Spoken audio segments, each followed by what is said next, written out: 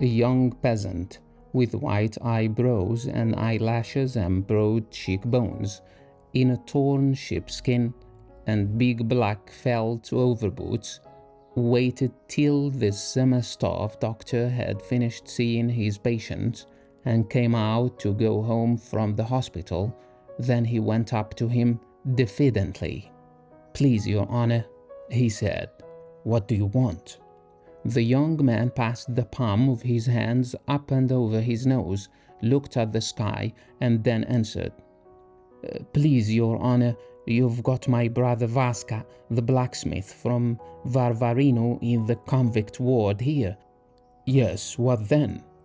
"I am Vaska's brother, you see.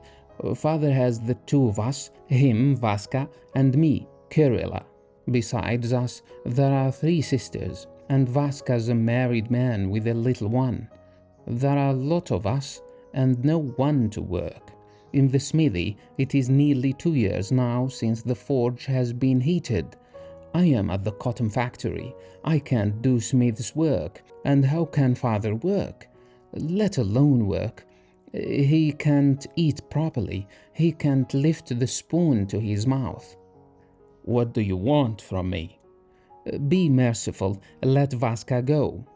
The doctor looked wonderingly at Kirilla, and without saying a word walked on. The young peasant ran on in front and flung himself in a heap at his feet. "Doctor, kind gentleman," he besought him, blinking and again passing his open hand over his nose. "Show heavenly mercy. Let Vaska go home. We shall remember you in our prayers forever. Your Honor, let him go. They are all starving. Mother's wailing day in, day out. Vaska's wife's wailing. It's worse than death. I don't care to look upon the light of day. Be merciful. Let him go. Kind gentleman." "Are you stupid or out of your senses?" asked the doctor angrily. "How can I let him go? Why, he is a convict." Kerala began crying. "Let him go. Too queer fellow. What right have I? Am I jailer or what? They brought him to the hospital for me to treat him, but I have as much right to let him out as I have to put you in prison. Silly fellow." "But they have shut him up for nothing. He was in prison a year before the trial, and now there is no saying what he is there for. It would have been a different thing if he had murdered someone, let's say, or stolen horses, but as it is, what is it all about?" "Very likely, but how do I come in?" "They shut a man up and they don't know themselves what for. He was drunk, Your Honor, did not know what he was doing, and even hit father on the ear and scratched his own cheek on a branch. And 2 of our fellows, they wanted some Turkish tobacco. You see, began telling him to go with them and break into the Armenian's shop at night for tobacco. Being drunk, he obeyed them, the fool. They broke the lock, got in and did no end of mischief. They turned everything upside down, broke the windows and scattered the floor about. They were drunk. That is all one can say. Well, the constable turned up, and with one thing and another they took them off to the magistrate. They have been a whole year in prison, and a week ago, on the Wednesday, they were all 3 tried in the town. A soldier stood behind them with a gun. People were sworn in. Vaska was less to blame than any, but the gentry decided that he was the ringleader. The other 2 lads were sent to prison, but Vaska to a convict battalion for 3 years. And what for? One should judge like a Christian. "I have nothing to do with it. I tell you again, go to the authorities." "I have been already. I have been to the court. I have tried to send in a petition. They wouldn't take a petition. I have been to the police captain, and I have been to the examining magistrate, and everyone says it's not my business. Whose business is it then? But there is no one above you here in the hospital. You do what you like, Your Honor." "You simpleton," sighed the doctor. "Once the jury have found him guilty, not the governor, not even the minister could do anything, let alone the police captain. It is no good your trying to do anything." "And who judged him then?" "The gentlemen of the jury." "They weren't gentlemen, they were our peasants, and Grigoriev was one, Alushka Hook was one." "Well, I am cold talking to you." The doctor waved his hand and walked quickly to his own door. Kerala was on the point of following him, but seeing the doctor slam, he stopped. For 10 minutes he stood motionless in the middle of the hospital yard, and without putting on his cap, stared at the doctor's house. Then he heaved a deep sigh, slowly scratched himself, and walked towards the gate. "To whom am I to go?" he muttered as he came out onto the road. "One says it is not his business, another says it is not his business. Whose business is it then? No, till you grease their hands you will get nothing out of them. The doctor says that, but he keeps looking all the while at my fist to see whether I am going to give him a blue note. Well, brother, I'll go, if it has to be to the governor." Shifting from one foot to the other and continually looking round him in an objectless way, he trudged lazily along the road and was apparently wondering where to go. It was not cold, and the snow faintly crunched under his feet. Not more than half a mile in front of him, the wretched little district town in which his brother had just been tried lay outstretched on the hill.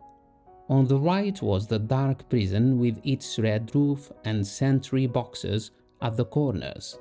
On the left was the big town copse, now covered with hoar frost. It was still. Only an old man, wearing woman's short jacket and a huge cap, was walking ahead, coughing and shouting to a cow which he was driving to the town. "Good day, grandfather," said Kerala, overtaking him. "Good day. Are you driving it to the market?" "No," the old man answered lazily. "Are you a townsman?" They got into conversation. Kerala told him what he had come to the hospital for, and what he had been talking about to the doctor. "The doctor does not know anything about such matters. That is a sure thing," the old man said to him as they were both entering the town. "Though he is a gentleman, he is only taught to cure, by every means, but to give you real advice, or let's say, write out a petition for you, that he cannot do. There are special authorities to do that. You have been to the justice of the peace and to the police captain. They are no good for your business either." "Where am I to go?"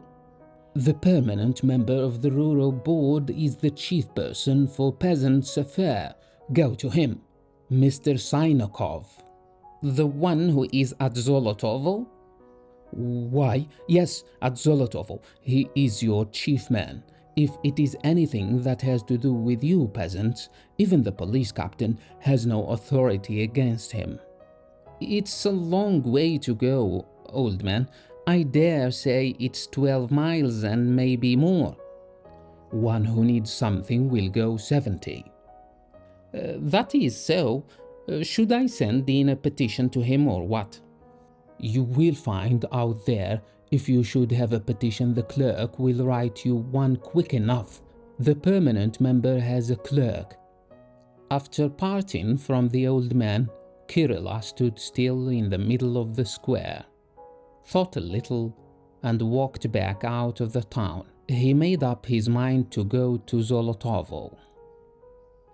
5 days later, as the doctor was in his way home after seeing his patients, he caught sight of Kerala again in his yard. This time, the young peasant was not alone, but with a gaunt, very pale old man who nodded his head without ceasing, like a pendulum, and mumbled with his lips. "Your Honor, I have come again to ask your gracious mercy," began Kurila. "Here I have come with my father. Be merciful, let Vaska go. The permanent member would not talk to me. He said, 'Go away.'" "Your Honor," the old man hissed in his throat, raising his twitching eyebrows. "Be merciful. We are poor people.